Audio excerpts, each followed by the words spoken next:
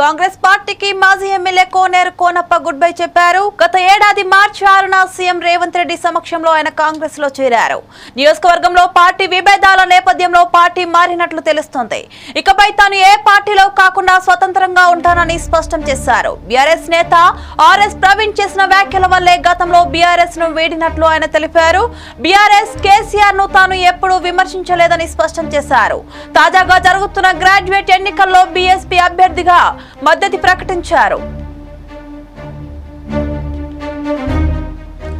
Congress party తీరుపై మాజీ MLA కోనేరు కోనప్ప ఆగ్రహం వ్యక్తం చేయడం పార్టీలో హాట్ టాపిక్ గా మారింది.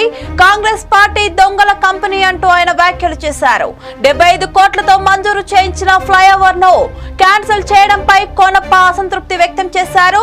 నియోజకవర్గంలో కొత్త బిచ్చగాళ్లు తిరుగుతున్నారని అన్నారు. గ్రామాల్లోకి వచ్చే నాయకులను గల్లాపట్టి నిలదీయాలని ప్రజలకు మాజీ ఎమ్మెల్యే పిలుపునిచ్చారు. తాను ఎవరికి భయపడనని కూడా తేల్చి చెప్పారు. గతంలో టికెట్ ఇవ్వకుంటే ఇండిపెండెంట్ గా పోటీ చేసి గెలిచిన విషయం కూడా గుర్తు చేశారు.